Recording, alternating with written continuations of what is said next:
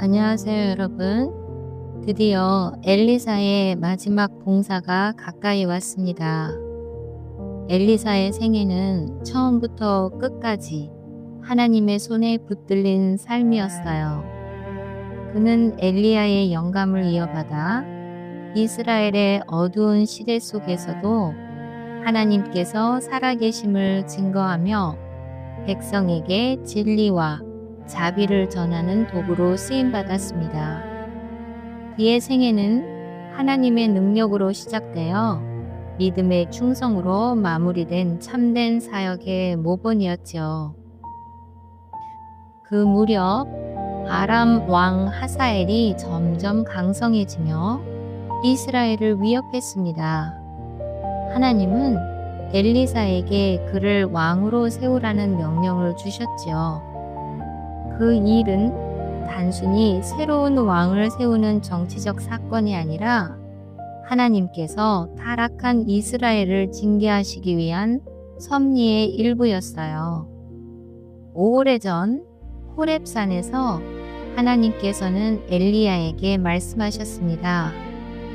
너는 다메섹으로 가서 하사엘에게 기름을 부어 아람 왕이 되게 하라. 열왕기상 19장 15절. 이 말씀은 시간이 흘러 엘리사의 손을 통해 성취되고 있었던 것입니다. 엘리사는 다메섹에 있던 하사엘에게 하나님의 말씀을 전하며 말했습니다. 너는 왕이 될 것이며 이스라엘에게 큰 재난을 일으킬 것이다. 열왕기하 8장 13절. 엘리사는 그 말을 전하며 눈물을 흘렸습니다. 하사엘이 놀라 물었지요. 내 주여, 당신이 어찌하여 우십니까? 엘리사는 조용히 대답했어요. 내가 네가 이스라엘 자손에게 행할 악을 알기 때문이다. 그들의 견고한 성에 불을 놓고 장정을 칼로 죽이며 어린아이를 메어 치고 아이벤 부녀를 가르리라. 그는 하나님께서 하사엘을 통해 이스라엘을 징계하실 것을 알았지만 그것에 따를 고통과 피 흘림을 생각하며 슬퍼했던 것입니다. 하사엘은 결국 왕이 되었고 그 시기 하나님은 또 다른 사람 예후를 일으키셨습니다. 하사엘은 아람 나라의 왕으로 외부에서 이스라엘을 치는 징계의 도구가 되었고 예후는 이스라엘의 왕으로 세워져 내부의 악을 제거하는 심판의 도구로 쓰임받았지요. 두 사람은 서로 적국의 왕이었지만 하나님은 양쪽 모두를 당신의 계획 속에서 사용하셨습니다. 예후는 아합의 집을 멸하고 바알의 제단을 무너뜨렸고 하사엘은 전쟁을 통해 이스라엘이 하나님을 떠난 죄를 깨닫게 하는 역할을 했습니다. 이렇게 하나님은 선과 악의 대립 속에서도 모든 일을 주관하시며 회개를 촉구하는 섭리의 손길을 멈추지 않으셨습니다. 그러나 예후의 개혁은 완전하지 않았어요. 그는 바알 제단을 무너뜨렸지만 금송아지의 죄를 버리지 못했고 마음을 온전히 하나님께 드리지 않았습니다. 그래서 이스라엘은 완전한 회복에 이르지 못하고 다시 배도에 빠졌지요. 하나님께서 하사엘을 세우신 이유는 단순한 멸망이 아니라 백성에게 회개를 촉구하기 위한 마지막 경고였지만 그들은 듣지 않았고 재난이 그 뒤를 따랐습니다. 엘리사는 이 모든 상황을 보며 마음 아파했지요. 선과 악의 싸움은 여전히 계속되었고 하나님의 자비와 인간의 완고함은 맞부딪히고 있었습니다. 엘리사는 백성이 회개하기를 바라며 눈물로 기도했지만 이스라엘은 하나님보다 세상의 권세를 더 의지했습니다. 하나님은 그들의 방패가 되길 원하셨지만 그들은 인간의 힘을 믿었습니다. 아람이 다시 침공하자 아람 왕은 엘리사가 아람의 모든 작전을 미리 이스라엘 왕에게 알려준다는 소식을 듣고 크게 두려워했습니다. 그는 신복들에게 물었지요. 우리 중에 누가 이스라엘 왕에게 밀고 하는 자가 있느냐? 한 신하가 대답했습니다. 아니옵니다, 왕이시여. 이스라엘에 있는 선지자 엘리사가 왕이 침실에서 하시는 말씀까지 이스라엘 왕에게 알려줍니다. 열왕기하 6장 12절. 왕은 즉시 군대를 보내 엘리사를 잡으려 했지만 아무리 시도해도 그를 잡을 수 없었습니다. 어느 날 엘리사는 도단성에 있었고 아람 군대는 그 도단성을 에워쌌습니다. 아람 군대를 본 엘리사의 종은 두려워했지만 엘리사는 말했어요. 두려워하지 말라. 우리와 함께한 자가 저희와 함께한 자보다 많으니라. 열왕기하 6장 16절. 엘리사가 기도하자 여호와께서 종의 눈을 여셨고 산에는 불말과 불병거가 엘리사를 둘러싸고 있었습니다. 보이는 세상 뒤에는 언제나 하나님의 군대가 있었고 그분의 손길이 하나님의 종을 지키고 있었지요. 엘리사는 하나님의 능력으로 그 군대의 눈을 멀게 하여 사마리아로 인도했고 그들이 눈을 떴을 때 이미 이스라엘 성 안에 서 있었습니다. 이스라엘 왕이 그 군대들을 죽이려 하자 엘리사는 말했어요. 그들을 죽이지 마소서. 그들에게 떡과 물을 주어 먹게 하고 그들의 주인에게로 돌려보내소서. 열왕기하 6장 22절. 왕은 엘리사의 말을 따랐고 적들은 음식을 먹고 돌아갔습니다. 하나님은 폭력보다 자비를 통해 전쟁을 멈추셨고 평화를 이루셨습니다.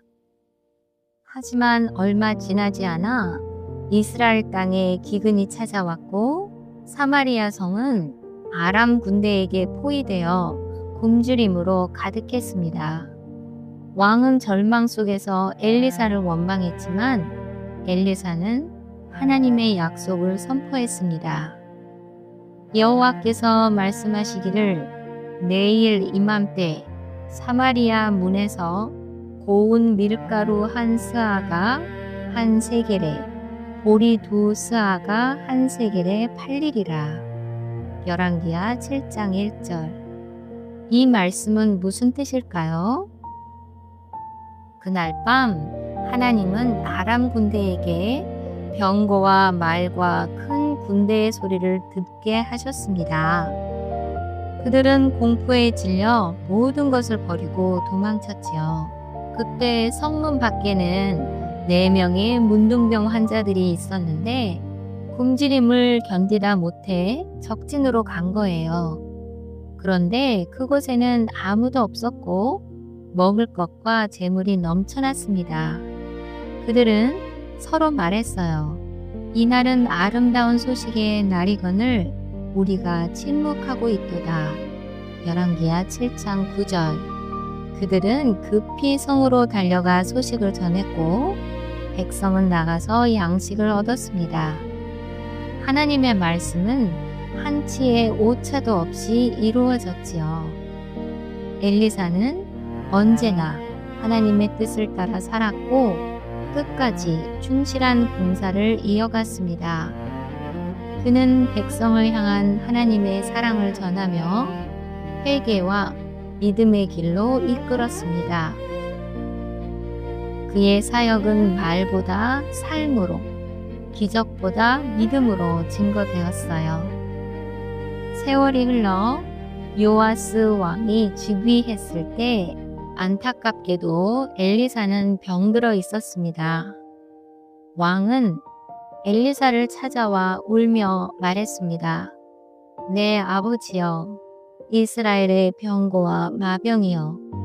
열왕기하 13장 14절. 엘리사는 죽음이 가깝다는 것을 느끼고 왕에게 활과 화살을 잡게 하며 하나님의 시험을 주었습니다.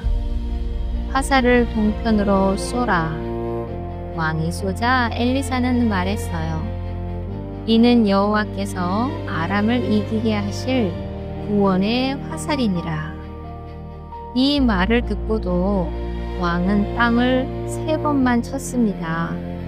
엘리사는 안타까워하며 말했죠. 5번이나 6번을 쳤더라면 아람을 진멸했으리라. 안타깝게도 요아스 왕의 믿음은 크지 않았어요. 그래서 결국 그가 얻을 승리도 제한되었음을 보여주는 장면입니다. 엘리사의 생애는 열성과 인내에 비례하여 성공이 주어진다는 교훈을 남겼습니다. 그는 불병거를 타고 하늘로 간 엘리야와 달리 병든 몸으로 땅에서 하나님의 일을 마쳤지만 몹쓸 병 속에서도 약속을 붙잡았습니다. 너는 마음을 다하고 뜻을 다하고 힘을 다하여 주 너의 하나님을 사랑하라. 신명기 6장 5절. 그는 그 말씀을 마지막까지 지켰습니다. 엘리사가 죽은 후에도 하나님의 능력은 여전히 그를 통해 나타났어요. 어떤 사람이 죽어 그 시체가 엘리사의 무덤에 던져졌대요. 그런데 그 시체가 엘리사의 뼈에 닿자 다시 살아났다고 합니다. 열왕기하 13장 21절. 엘리사는 죽은 후에도 하나님의 영광을 증거한 사람이었습니다. 하나님은 세상이 악해질수록 충실한 사람들을 세워 진리를 전하게 하시며 그들을 통해 구원의 빛을 비추십니다. 엘리사는 그렇게 평생을 하나님께 드리고 마지막까지 믿음으로 승리한 종이었어요. 기도할게요. 사랑의 하나님, 엘리사가 평생 충성하며 사명을 다한 것처럼 우리도 마지막까지 주님을 믿고 따르게 하소서. 하사엘과 예후를 통해 역사를 주관하신 주님께서 오늘도 세상을 다스리고 계심을 믿습니다. 눈앞의 혼란 속에서도 불말과 불병거로 우리를 지켜주시고 병과 시련 속에서도 약속을 붙잡는 믿음을 주십시오. 우리의 생애가 엘리사처럼 끝까지 신실한 봉사가 되게 하시고 모든 영광을 주님께 돌리게 하옵소서. 예수님의 이름으로 기도드립니다. 아멘.